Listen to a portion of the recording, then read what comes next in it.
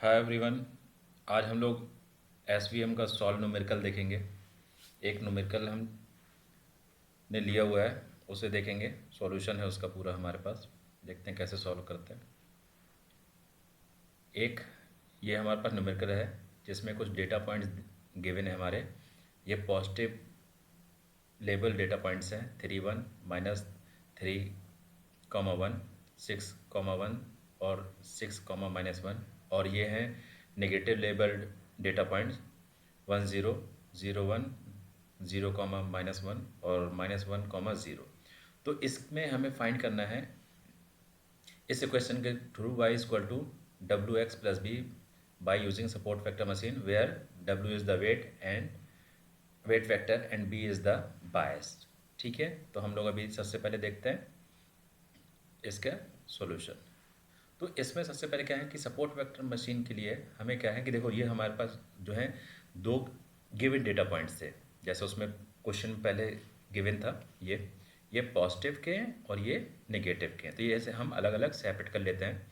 Suppose ये given था हमें 3 1, और ये सब पॉजिटिव साइज में थे, पॉजिटिव लेबल डेटा साइज पे, और ये नेगेटिव डेटा लेबल पे थे। ठीक है, तो अब क्या करते हैं इस इन सब के बेस पे हम क्या करते हैं, एक ग्राफ प्लॉट करते हैं। ये ग्राफ प्लॉट अब देखते हैं हम लोग। ये देखिए, तो इसमें देखो वो जो डेटा पॉइंट्स हमें गिवन थे, ये 3, 1 पॉजिटिव में था।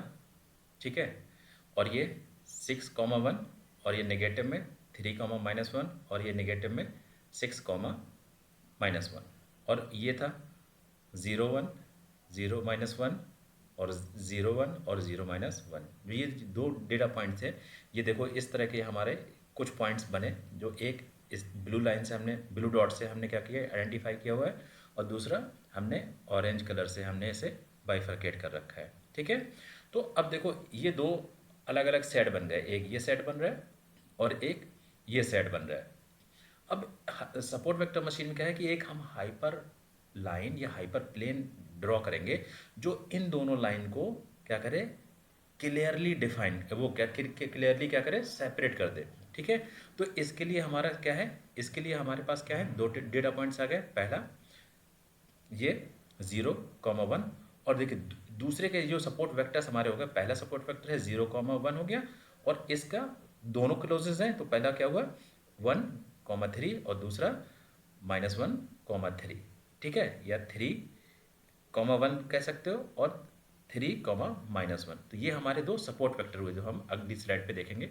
ये देखिए S1, S1 में हमने क्या देखा था कि 0, 1 था, ये हमारा पहला सपोर्ट वेक्टर था, और दूसरा 3, 1 और तीसरा 3, -1। एक बार फिर से हम चलते इधर, इधर देखें, तो इधर देखो, ये मैंने बोला था ये 0, 1, 0। ठीक है, और ये था पॉजिटिव साइड में जाएगा तो 3, 1, और निगेटिव साइड में जाएगा तो 3, -1। तो यही हमने क्या किया, वहाँ पे सपोर्ट वेक्टर बना दिए। S1 0, 1 हो गया सपोर्ट वेक्टर, S2 3, 1 और S3 3, -1। ये था नेगेटिव साइड में, और ये था हमारे, ये दोनों थे पॉजिटिव साइड में, जैसा कि हमने पहले इसमें डिफाइन कर रहा है यहाँ पे।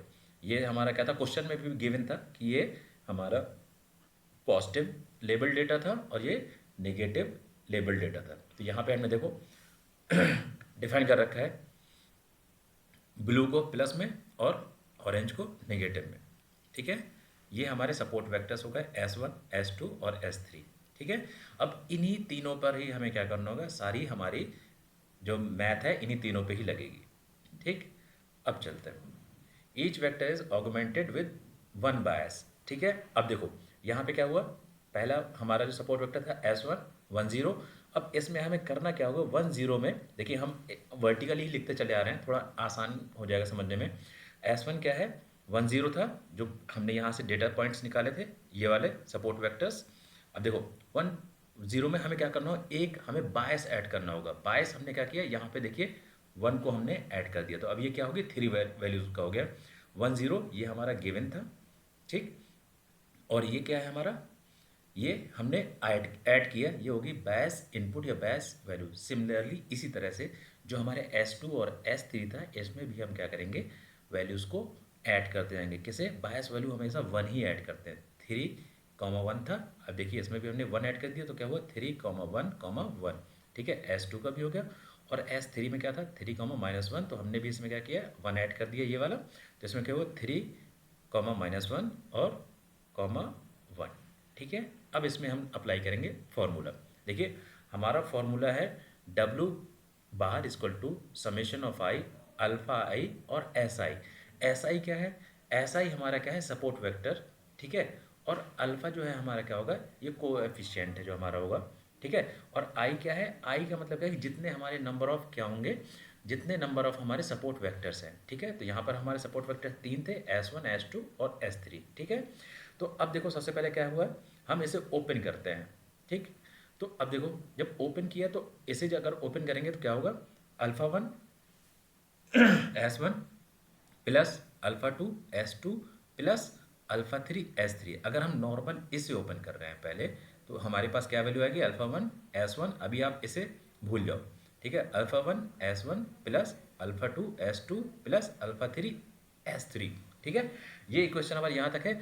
अब हमें निकालना है, सबसे पहले हमें निकालना है सपोर्ट वेक्टर 1 के लिए। तो हमने क्या किया, यहाँ पे जो सपोर्ट वेक्टर 1 था हमने इसे मल्टीप्लाई कर दिया सब में, S1 और ये सपोर्ट वेक्टर 1 किस में था हमारा, नेगेटिव में। तो हमने क्या किया यहाँ पे नेगेटिव वैल्यू निकाल ली। देखो एक बार फिर मैं दिखाता हूँ आपका, क्योंकि ये नेगेटिव कहाँ से आया आप लोग कंफ्यूज हो जाओगे। तो ये देखो, क्योंकि यहाँ पे पहले हमने डिफाइन कर रखा था ये नेगेटिव बायस में था हमारा। ठीक है, ये देखो अभी दिखाते हैं ये, क्योंकि ये जो हमारा यहाँ से आया था ये वाला, ये हमारा क्या था नेगेटिव बायस था, और ये हमारा पॉजिटिव बायस था। तो जो नेगेटिव बायस में था हमने उसे -1 कर रखा था, और पॉजिटिव बायस को +1। वही हमने क्या किया हुआ है इक्वेशन पे यहाँ पे लिख दिया है बस। अब सेम एज इट इज़ हम आते हैं दूसरे इक्वेशन के लिए, फिर इसे ओपन कर दें, सेम लिख उसे ओपन कर दिया S1 S2। ठीक है, alpha 1 alpha 2 S2 alpha 3 S3। ठीक है, अब इसमें क्या हुआ, यहाँ पे सपोर्ट वेक्टर हमने 1 के लिए निकाला था, सपोर्ट वेक्टर 2 के लिए तो क्या करेंगे S2 से सब में मल्टीप्लाई करेंगे। ये देखिए इसके साथ मल्टीप्लाई, इसके साथ भी मल्टीप्लाई, इसके साथ भी मल्टीप्लाई और +1। क्यों, क्योंकि ये जो S2 और S3 हमारे जो दोनों थे वो क्या थे, पॉजिटिव लेबल डेटा में हमारे ये सपोर्ट वेक्टर थे इस वजह से। अब इसी तरह से S3 का करेंगे तो हम क्या करेंगे, S3 का सब में मल्टीप्लाई कर देंगे। तो ये हमारे नॉर्मल 3 इक्वेशन बन गए। अब इन्हीं 3 इक्वेशंस में हम क्या करेंगे, जो हमने सपोर्ट वेक्टर्स निकाले थे उन सपोर्ट वेक्टर्स की वैल्यू रखेंगे, और इन इक्वेशन को नॉर्मल जैसे सिंपल इक्वेशन होते हैं उन्हीं को हम सॉल्व करते हैं। अब आगे देखते हैं, ये देखिए। ठीक है, ये तीनों इक्वेशन में हमने क्या किया, देखिए अल्फा 1 हमारा कांस्टेंट है, इनकी वैल्यू हमें फाइंड करनी है। अब देखो S1 अब देखो कहाँ से आया, S1 जो था हमारा ये नॉर्मली ये जो बना था, ये तो हमारा सपोर्ट वेक्टर था, हमने इसमें बायस वैल्यू ऐड कर दी थी, तो ये हमारा क्या बन गया था S1। ठीक है, तो अब इसी चीज़ को हमें क्या करना है, इसमें हमें वैल्यू सिर्फ रखनी है। देखो अल्फा 1 S1 की वैल्यू 101 मल्टीप्लाई 101, फिर प्लस अल्फा 2 S2 की वैल्यू जो गिवन थी पीछे। ठीक है, 311, और मल्टीप्लाई कैसे करना है 101 से, क्योंकि S1 है, प्लस अल्फा 3 इसकी वैल्यू भी थी 3 - 1 1, और इससे भी मल्टीप्लाई करना है S1 से। तो ये हमारा -1, क्योंकि हमारे पहले क्वेश्चन में हमने सिर्फ वैल्यूज़ को पुट करा है, इसमें हमने वैल्यू पुट करी S1 की 101 और S2 की 311, फिर उसके बाद S2 की 311, S2 की फिर से 311, S3 की 3 - 1 1, और S2 की 311, और ये पॉजिटिव। फिर लास्ट इक्वेशन पे आते हैं, S1 101, S3 3 - 1 1, S2 311, S3 3 - 1 1, S3 3 - 1 1, 3 - 1 1, और ये अब ये हमारे इक्वेशन 3 बन गए। अब इन 3 इक्वेशन को हमें सॉल्व करना है। ठीक है, अब देखो इन इक्वेशन पे हमें नॉर्मली करना क्या है। ठीक है, अब नॉर्मली करने का मतलब हमारा क्या है कि यहाँ पर देखो हमें डायरेक्टली मल्टीप्लाई करना है, 1 × 1 0 × 0 1 × 1। ठीक है, तो यहाँ पे क्या होगा, जब 1 का 1 से मल्टीप्लाई करेंगे तो क्या हो जाएगा 1 प्लस जीरो का जीरो से मल्टीप्लाई करेंगे तो जीरो, प्लस वन का वन से मल्टीप्लाई करेंगे तो वन। ठीक है, अब इसी सिर्फ अब हमें सिर्फ ऐसे ही मल्टीप्लाई कर, बिट टू बिट जैसे बोलते हैं, बिट टू बिट मल्टीप्लाई करना है। इसका इससे होगा, इससे इसका मल्टीप्लाई होगा, इसका इससे मल्टीप्लाई, सेम इसी तरह इसका इससे, थ्री का वन से, वन का जीरो से, और वन का वन से, थ्री का वन से, वन का माइनस वन का जीरो से, और वन का वन से, सेम यही प्रोसेस चलेगी। ये देखिए, जब हमने वन का वन किया था तो देखो वन प्लस वन जीरो, इसी तरह से सारी इक्वेशंस हमने करके बनाई। तो ये इन तीनों को करने के बाद ये हमारी तीन इक्वेशंस बन के हमारी यहाँ पर रेडी हो गई। ये तीन इक्वेशंस हमारी आ गई। पहला इक्वेशन आया two alpha one plus four alpha two plus four alpha three minus one. इन तीनों इक्वेशन को हमने सिर्फ करके सिंप्लीफाई किया है, तो हमारी ये इक्वेशंस तीनों क्रिएट हो गए। फिर four alpha one plus 11 alpha two plus 9 alpha three minus one, ऐसे करके तीसरी क्वेश्चन। आप इन तीनों इक्वेशन को ईजिली सॉल्व कर सकते हैं, ये ज़्यादा टफ नहीं है। ठीक है, आज जब करेंगे तो इसमें अल्फा वन की वैल्यू आएगी -3.5, अल्फा टू की वैल्यू आएगी 0.75, और अल्फा थ्री की भी वैल्यू आएगी 0.75। ठीक है, अब देखो ये तीन जब वैल्यू आ गई, अब इन वैल्यूज़ का यूज़ करके हम करेंगे y इक्वल टू किसमें, डब्लू एक्स प्लस बी में वैल्यू पुट करेंगे, और हम इन वैल्यूज़ के अकॉर्डिंग हम क्या करेंगे, इक्वेशन को फाइंड आउट करेंगे। हमें इसकी ज़रूरत है। अब आया सपोर्ट वेक्टर के लिए। ठीक है, अब देखो इक्वेशन वो फिर से आ गई, W bar equal to summation of A I X I.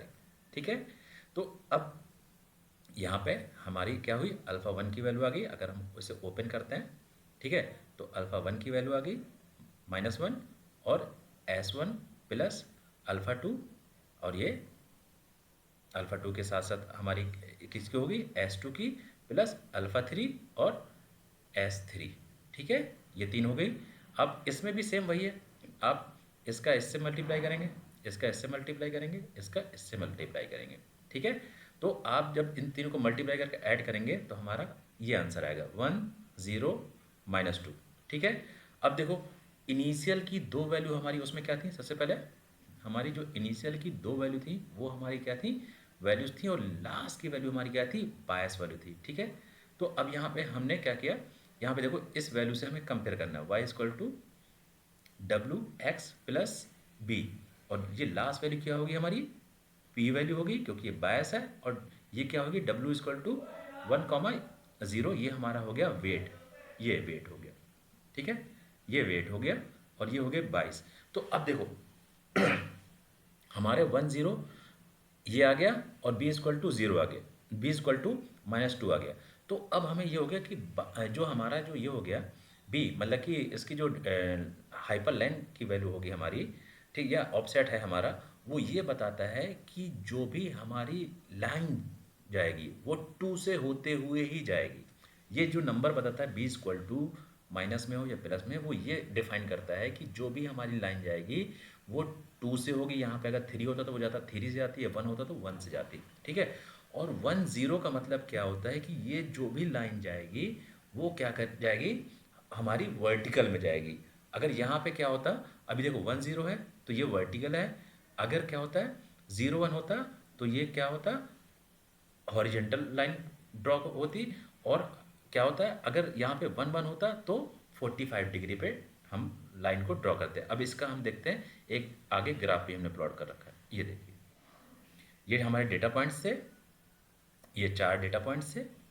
ठीक है, ये हमारे नेगेटिव थे, ये पॉजिटिव थे जैसा वो है, और ये सपोर्ट वेक्टर जो थे हमने 3 निकाले थे। और देखो ये हाइपर प्लेन जो गई है, देखो वो कहाँ से गई है, 2 को क्रॉस करते हुए कहाँ गई है, हमारी वर्टिकल पे गई है। ठीक है, वर्टिकल पे गई है, तो इससे क्या हो रहा है, हमारा ईजिली डेटा जो है ये हमारे सेपरेट हो जा रहा है यहाँ से। और अगर हमारा जो जब इसके बीच में जो 2W बनता है, वो एक लाइन यहाँ से होते हुए जाएगी डॉटेड, और एक लाइन यहाँ से होते हुए ऐसे जाएगी। ठीक है, तो जो क्या ये बोलेगा हमारा क्या, मार्जिन गैप। ठीक है, ये तो हमारा हाइपर प्लेन हो गया, लेकिन यहाँ से यहाँ तक, यहाँ से यहाँ तक ये हमारा कहलाएगा मार्जिन गैप। ठीक है, जो क्या करेगा, इस बीच में कोई भी वैल्यूज़ को नहीं लेगा और क्लियरली उसे क्या कर रहा है, सेपरेट कर रहा है। ठीक है, तो ये हमने लाइन वर्टिकल क्यों ली, देखो फिर से बताता हूँ। हमने वर्टिकली क्यों ली, देखो जब 10 होगा हमारा आंसर में W की वैल्यू 10, तो हम वर्टिकली करेंगे, अगर 01 होगा तो हम लाइन को हॉरिजेंटली ड्रॉ करेंगे, और 11 होगा तो हम 45 डिग्री पे ड्रॉ करेंगे। एक बार फिर चलते हैं यहाँ पे। अगर क्या होता, अभी देखो क्या है कि हमारा जब 10 है तो हमने क्या किया, ऐसे वर्टिकल लाइन कर दी। अगर ये क्या होता, जब 01 होता तो हम क्या करते, इस लाइन को ऐसे ड्रॉ करते, लेकिन ऐसे ड्रॉ करते तो हमारा ये क्लासीफाई नहीं होता। फिर अगर हमारा क्या होता 11 होता तो हम क्या करते, यहाँ से 45 डिग्री पे ड्रॉ करते, लेकिन क्या होता तब भी हमारी वैल्यूज़ क्या होती, एग्जैक्ट क्लासीफाई नहीं होती। इस वजह से W जो हमारा होता है वो ये डिफाइन करता है कि हमें लाइन कैसे ड्रॉ करनी है, वर्टिकल, हॉरिजेंटल या 45 डिग्री पे। Thank you for watching.